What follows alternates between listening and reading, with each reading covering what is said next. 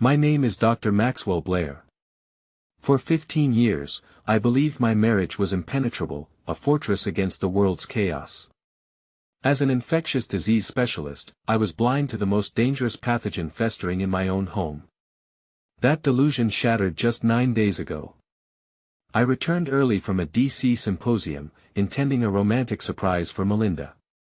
Instead, I found her car in the driveway, an unsettling quiet within. Bypassing the security system she thought disabled, what did I uncover? Not just 2 wine glasses on her nightstand, nor merely unfamiliar men's cologne, but grainy footage of her with 2 men, undergoing whispered injections in our bedroom. My entire life disintegrated in a single night. When she emerged, towel-wrapped and oblivious, asking, "Max, you're early," she had no idea her carefully constructed world had just imploded. Before I tell you what happened next, if you enjoy stories about justice and family boundaries, take a second to like and subscribe, but only if you genuinely connect with this story. Where are you watching from right now? And what time is it there? Drop a comment and let me know. Dr. Maxwell Blair set his phone down watching rain streak down his office window at Boston General. 18 months of his life dedicated to curing the incurable, only to discover his wife had caught something she couldn't cure from her weekend adventure with another man. Dr. Blair, his research assistant, knocked. That was 4 years ago, before her restlessness turned dark. Before the mysterious weekend trips for client meetings. He tried to ignore the signs: new perfume, the gym membership she never used, the way she flinched when he touched her phone. But Dr. Maxwell Blair didn't become one of the country's leading infectious disease specialists by ignoring symptoms. Oh, that Jamie from Morrison Biotech was here earlier. We were going over the Helix campaign. He left some things behind. Jamie. Max knew Morrison Biotech. 5 days of complete blackout. But the system was smarter than Melinda knew. Even when main cameras went offline, motion sensors continued logging to an encrypted drive. Max connected his laptop, running a recovery program he designed. At 3:47 a.m., grainy night vision footage began loading. "Let me run some blood work," Max offered. "Just to be safe." The results confirmed his suspicions. Melinda had contracted something that wasn't in any medical textbook, an engineered pathogen that combined the worst aspects of several infections. It was designed to lay dormant before erupting in systemic inflammation, organ damage, and eventually death. Phelps had given his wife more than just a good time. She hesitated, watching his face. Could someone catch something serious from contaminated surfaces or shared drinks? Max almost smiled. She was fishing, trying to create innocent explanations. "Depends on the pathogen." The words hung in the air like a death sentence. Melinda stared at him, realizing her lies were worthless. "From the security system, you thought you'd disabled." Max continued. "Every night, every position, every exchange of bodily fluids between you, Phelps, and his associate doctor, Carl Brennan." Melinda reluctantly revealed small puncture wounds on her inner arms, thighs, and lower back. Professional injection sites carefully placed to avoid visible scarring. These men weren't just criminals. They were skilled medical professionals conducting unauthorized human experiments. Max examined each site with clinical detachment, photographing everything for evidence. "The FBI wants a complete timeline." "The FBI?" Melinda struggled to sit up, her strength fading. "Max, you promised this would stay private." That was before I realized the scope of what Phelps was doing. "Phelps, how are you enjoying federal custody?" "Cut the act, Blair. We both know what's really happening here. Your wife volunteered for our trials, assigned waivers, gave informed consent, participated enthusiastically in everything we did together." Phelps's voice turned threatening. "I have hours of video proving she was a willing participant. Because she seems to think you told her she was receiving vitamin supplements." "People hear what they want to hear." Max's patience snapped. In one swift motion, he grabbed the heavy flashlight from his belt and swung it across Brennan's face. The man stumbled backward, blood streaming from his broken nose. She asked, staring at legal documents. Max glanced over from his coffee. Looks like the federal prosecutors want your testimony in the Phelps case. This is for the grand jury. They're seeking indictments for conspiracy, human trafficking, and bioweapons development. The weight of her situation finally hit her.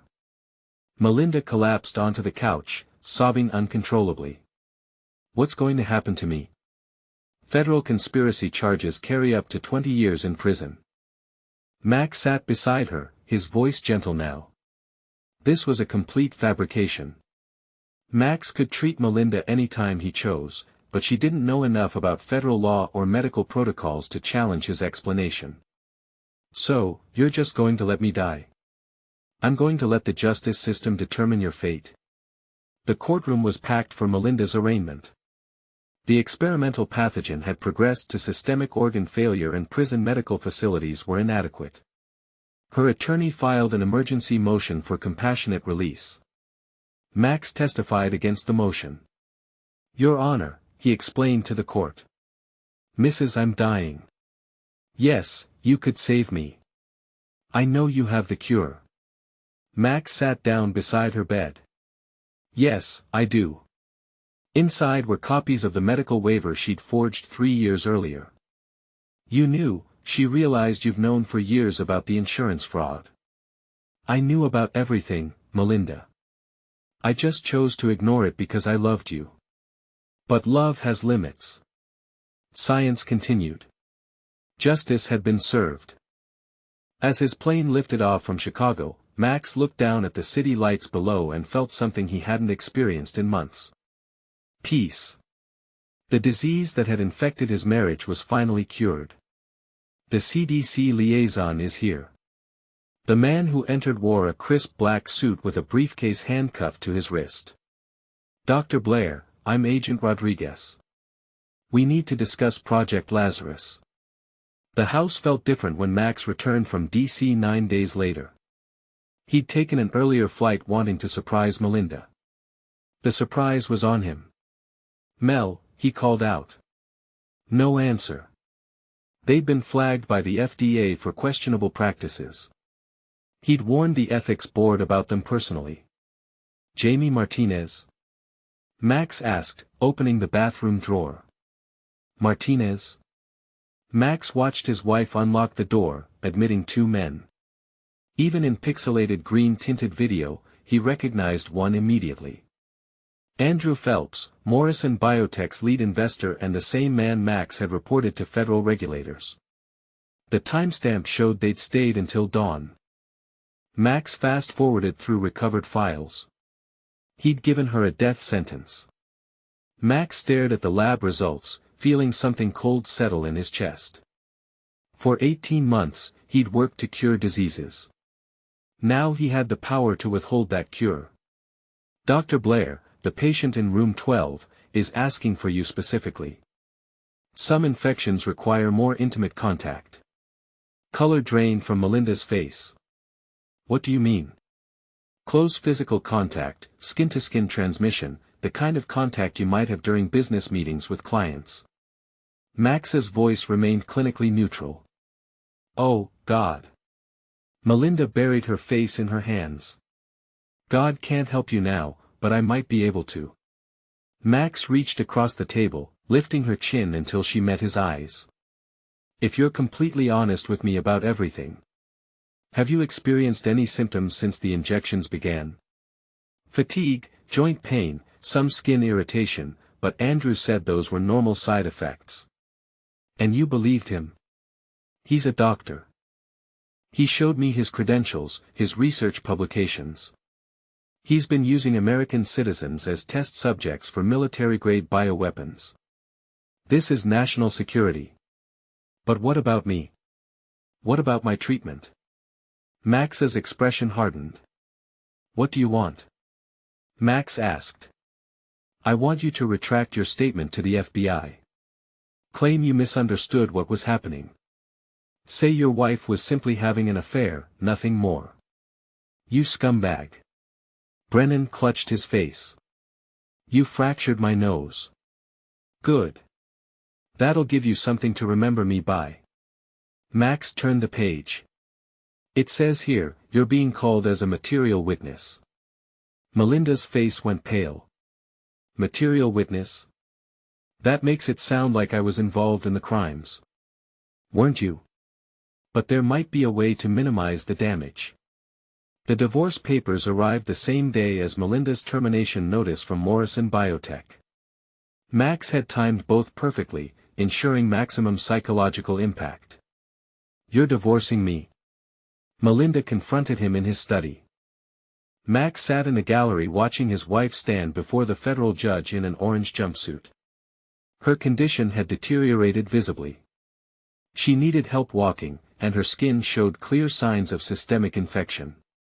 Mrs. Blair, the judge began, you're charged with conspiracy to develop biological weapons, unlawful participation in human experimentation, and obstruction of federal investigation. Blair's condition is the direct result of her voluntary participation in illegal bioweapons research. Releasing her for medical treatment would set a dangerous precedent. The judge agreed.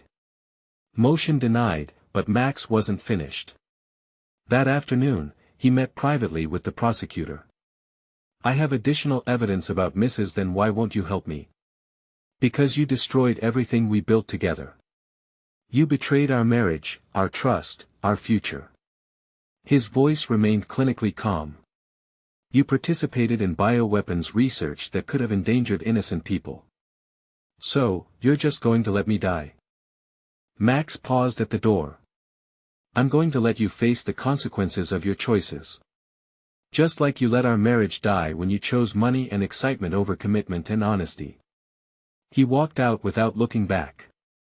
The treatment had been harsh, but necessary. Some infections could only be eliminated by destroying the infected tissue completely. Dr. Maxwell Blair had performed the most difficult surgery of his career, cutting out the malignant tumor that had been slowly destroying his life. And he had no regrets about the outcome. Max nodded, locking his door. For 18 months, he'd worked on viral enhancement protocols that could target specific genetic markers. Designer plagues. The government wanted a cure before someone weaponized it. The symposium in D.C. has been moved up, Rodriguez said. Her car was in the driveway, purse on the counter. He climbed the stairs, hearing water running. The bedroom looked lived in. Pillows scattered. Wine glasses on both nightstands. No, Jamie Johnson. You don't know him. The lie came too easily. Max's fingers found expensive cufflinks with the Morrison Biotech logo. Not something a PR executive would forget accidentally. More footage from different nights. Melinda laughing, dancing in her silk robe. The three of them sharing expensive whiskey. Phelps's hands on his wife's shoulders, her head thrown back in laughter that turned into something else. The final video made his hands shake. Nurse Patricia handed him a chart. Says you're the only specialist who can help her condition. Max glanced at the name. Rebecca Stone, Melinda's alias for private medical visits. His wife had been coming to the hospital under false identity, trying to get treatment without him knowing. Speaking of which, how's Jamie Johnson from Morrison Biotech? Still leaving his personal items in our bathroom? Melinda's fork clattered to her plate. I told you that was just Andrew Phelps's cufflinks. Max placed the accessories on the table. The confession took 3 hours. Melinda admitted to a 2-month affair with both men, convinced they were legitimate biotech investors interested in her PR services. They'd seduced her with talk of revolutionary medical breakthroughs and insider investment opportunities. They said they were testing enhancement therapies, she whispered treatments that could boost immune function, increase longevity. Andrew offered to let me participate in an exclusive trial. Max pulled up Phelps's actual medical record on his laptop. Andrew Phelps lost his medical license 3 years ago for conducting unauthorized trials on homeless populations in Detroit. His company operates outside U.S. jurisdiction specifically to avoid FDA oversight. The man you trusted with your body is a criminal who specializes in testing weapons-grade pathogens on vulnerable victims, Max continued. And you brought whatever he's created into our home. Your treatment depends on your cooperation. The antidote exists, but it's classified. I can only access it through official channels. This was a lie. Max had synthesized the antidote weeks ago using his classified research, but Melinda didn't need to know that. And if I refuse, then the whole world sees exactly what kind of woman you married.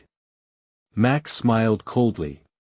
I mean, I don't negotiate with terrorists, federal, domestic, or biomedical. Enjoy your cell. He hung up and immediately called Agent Rodriguez. Max advanced, flashlight raised. You used my wife as a human test subject for bioweapons research. You exposed her to incurable pathogens. She consented to everything. She consented to lies. Because according to this, you received payment for participating in unauthorized medical trials. Max pointed to a bank record attached to the subpoena. $15,000 from Morrison Biotech deposited into your personal account. That was for PR services, legitimate consulting work. Consulting on what? While I'm sick, while I'm facing federal prosecution, I'm protecting myself legally. If you're convicted of bioterror conspiracy, everything we own becomes subject to federal forfeit. Max didn't look up from his computer. My wife chose to participate in bioweapons research with known criminals. My wife exposed us both to federal investigation. How do you plead? Not guilty, Your Honor. The prosecutor stood. Your Honor, we request remand without bail. The defendant participated in bioweapons development and poses a clear threat to public safety. Blair's criminal activities, he said, producing a manila envelope. Insurance fraud. 3 years ago, she forged my signature on a medical waiver that allowed her to participate in an experimental drug trial. She received $50,000 in compensation by claiming to be a licensed medical professional. The prosecutor examined the documents. I was manipulated. You were greedy and reckless and criminally negligent. Max leaned forward. Do you remember what you said to Phelps about me? That I was too obsessed with diseases to see that you were diseased yourself. Melinda Blair died in federal custody 6 days later. The official cause of death was multiple organ failure resulting from an untreatable experimental infection. Her funeral was small and poorly attended. Most of her friends had abandoned her after the criminal charges became public. Max didn't attend the service. 9 days starting Monday, complete media blackout. Your wife can't know where you're going. Max almost laughed. Trust me, Melinda won't care. She's been busy with her biotech clients. 2 wine glasses. Melinda. She spun around, towel wrapped hastily around her body. Max, you're early. The symposium was supposed to run through Friday. I'm starving, Max said, pocketing the cufflinks. Let's order Chinese. Over dinner, Melinda chattered about her week. Normal conversation except Max noticed how she avoided eye contact, how her hands trembled reaching for wine. How's the security system been? Melinda topless, kissing both men while they undressed her. His wife writhing between 2 strangers in their marriage bed. Max closed the laptop and sat in darkness. As an infectious disease specialist, he'd seen what unprotected encounters with multiple partners could bring home. Especially when one partner ran a biotech company known for illegal human trials. Tell Miss Stone, I'm unavailable, Max said. Refer her to Dr. Williams. She seemed desperate. Said it was about a personal health scare from the wrong man. Max's jaw tightened. Strange that a man named Jamie Johnson would wear cufflinks with AP engraved. His wife's mouth opened and closed silently. I know about Phelps, Melinda. I know about the other man, too. I know about your little party while I was in Washington. Max felt ice forming in his veins. What kind of participation? Injections. They said it was completely safe. Just vitamin cocktails and immune boosters. What does that mean for me? It means you're infected with something I might not be able to cure. 2 weeks later, Melinda's condition deteriorated rapidly. Lesions spread across her torso accompanied by high fevers and severe joint pain. She begged Max to admit her to the hospital, but he insisted on treating her at home. "Please," she whispered. "I'll tell them everything. Just help me. Then start talking." The FBI raid on Morrison Biotech's headquarters made national news. "I need to report an attempted extortion," Max said. "Andrew Phelps just threatened to release compromising footage of my wife unless I retract my testimony." The hospital parking garage was nearly empty at 11 p.m. when Max confronted Phelps's associate, Dr. Carl Brennan. Max swung again, connecting with Brennan's ribs. The man doubled over, gasping. "You told her she was helping medical research. You never mentioned the experimental drugs could eliminate her permanently." Brennan tried to run, but Max tackled him against the van's side panel. How to recruit human test subjects, how to avoid FDA oversight. Max's voice turned cold. Max produced a transcript he'd received from the FBI. Melinda's recorded conversations with Phelps, discussing how to hide their relationship from her obsessive doctor husband, who was too ethical to understand real medical innovation. "You called me obsessive," Max read aloud. "My wife destroyed our marriage for money and experimental drugs." Max finally met her eyes. "My wife made her choices. Now she gets to live with the consequences." "Max, please. We have recorded evidence of the defendant discussing ways to hide her activities from law enforcement. We have bank records showing payment for her participation. We have signed contracts detailing her role in recruiting other test subjects." Max watched Melinda's face go white. She hadn't known about the other test subjects. This shows she's been involved in medical fraud for years. The final blow came when Melinda applied for experimental treatment through the CDC's emergency protocols. Her application was rejected. What the letter didn't mention was that Dr. Maxwell Blair had personally recommended against approval. Melinda's eyes filled with tears. "You were right," Max continued. "I was obsessed with curing diseases, but I failed to recognize the disease that had infected my own marriage. The disease of betrayal, greed, and moral corruption that you brought into our home. Please," she whispered. Instead, he spent that day at a medical conference in Chicago, accepting an award for his contributions to infectious disease research and his courageous whistleblowing in the Morrison Biotech case. "Dr. Blair," a reporter asked during the press conference, "your ex-wife died while you possessed the knowledge to save her life. Do you have any regrets?" Max considered the question carefully around him. "Your wife works in biotech PR. That's not in your security file. She pitched some pharmaceutical startups. Nothing classified." Max opened the folder, scanning names of biologists, genetic engineers, military contractors. It finished early. He studied her flushed face. "You look flustered." "I just got back from a run." She kissed his cheek, but her lips felt cold. He asked, "Any issues while I was gone?" "Oh, technology. It went offline a few times. I called the company, but they said it was probably just a glitch." 3 weeks later, Melinda complained of fatigue. "It's probably stress," Max told her, taking her temperature. Normal, but he'd noticed small lesions forming on her inner thighs. "You've been working too hard." "Maybe." So Melinda suspected where she'd picked up her little problem. Then she should ask the wrong man for help. That evening, Max confronted his wife with surgical precision. "You look pale," he observed over dinner. "Are you feeling all right?" Melinda picked her salad. Max leaned forward. "And I know what you brought home from your weekend getaway." Tears started flowing. "Max, please let me explain." "Explain what?" "They did it right there in our bedroom. Said it would be more comfortable than a clinical setting.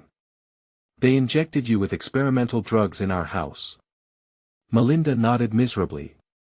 Andrew said I was helping advance medical science, that I'd be compensated if the trial succeeded. I'm protecting your privacy, he explained, administering 4 fluids. If this gets out, both our careers are finished. What Melinda didn't know was that Max had already contacted the FBI's biocrimes unit. Agent Rodriguez had been very interested in Max's discovery of illegal human experimentation. We've been tracking Phelps for months, Rodriguez had explained during their clandestine meeting. Federal agents seized computers, research files, and samples of experimental pathogens. Phelps and Brennan were arrested on charges of unauthorized human experimentation, bioweapons development, and conspiracy against the United States. Max watched the coverage from his office satisfied. The story portrayed him as a heroic whistleblower who discovered his wife's unwitting involvement in a bioterror plot. That evening, Phelps called Max's personal phone from federal lockup.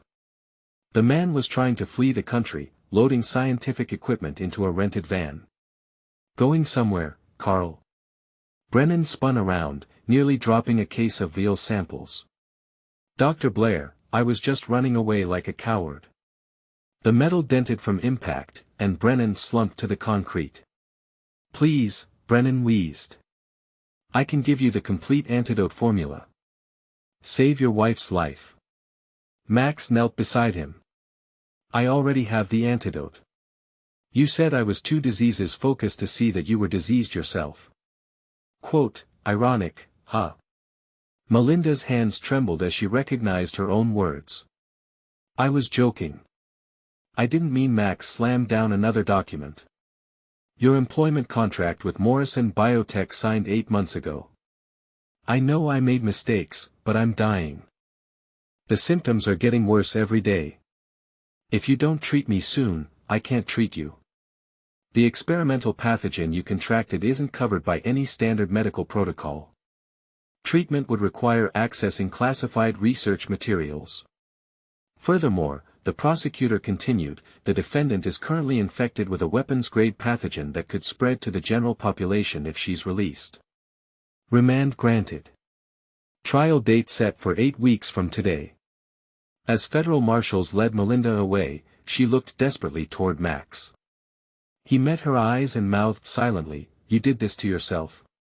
The class action lawsuit hit the news 3 days later. As the lead researcher on Project Lazarus, his opinion carried decisive weight with the CDC Review Board. The call came at 2 a.m. on a Tuesday. Melinda had collapsed in her cell and been rushed to the prison medical unit. She was requesting to see her husband one final time. I'm begging you. You're begging the wrong person. Beg God for forgiveness. Beg your victims for mercy. Beg the justice system for compassion. Max stood to leave. Cameras flashed and reporters waited for his response. Only that I believed her lies for so long, he said finally. The audience murmured appreciatively. To them, he was a hero who had sacrificed personal happiness to protect national security, a principled scientist who had put justice above personal loyalty. Will you continue your research into viral enhancement protocols? Absolutely. When do I leave? Tonight. Pack for cold weather. As Rodriguez left, Max stared at his wedding photo. Melinda smiled back, radiant in white. How was Washington? Classified. You know how it is. Max noted. Unfamiliar toiletries. Men's cologne that wasn't his. Expecting company. Max nodded, already planning his next move. Their system had redundant backups and deleted nothing for 30 days. If someone had deliberately disabled it, he'd find out. After Melinda went to bed claiming exhaustion, Max descended to his office. The security console showed exactly what he'd expected. She leaned against him. I've been having weird dreams and my joints ache. Max recognized the symptoms immediately. During his classified research, he'd studied similar manifestations in Eastern European test subjects.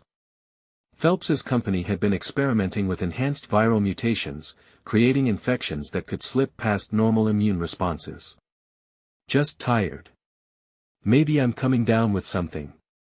Something like what? I don't know. Maybe a virus. That you decided to mess around with a man whose company experiments on adult industries workers in Romania. That you exposed yourself to God knows what kind of engineered pathogen. Max's voice rose. Or should we discuss how you've been using false names to seek medical treatment? I have video footage. Max closed his eyes, understanding the full scope. Phelps hadn't just seduced his wife. He'd used her as a human test subject for illegal bioweapons research. The affair was just cover for human experimentation. Show me the injection sites, he ordered. But we needed evidence of active experimentation on U.S. soil. Your wife's case gives us everything we need. Max agreed to wear recording devices during conversations with Melinda, gathering evidence of her voluntary participation in illegal medical trials. The recordings would protect him legally while ensuring Phelps faced federal prosecution. Melinda, I need you to tell me again about the injections, Max said, adjusting the hidden microphone. Dr. Blair, this is Andrew Phelps. I think we need to talk. Max had been expecting this call. Mr. Max stepped closer, noting the sweat beading on Brennan's forehead.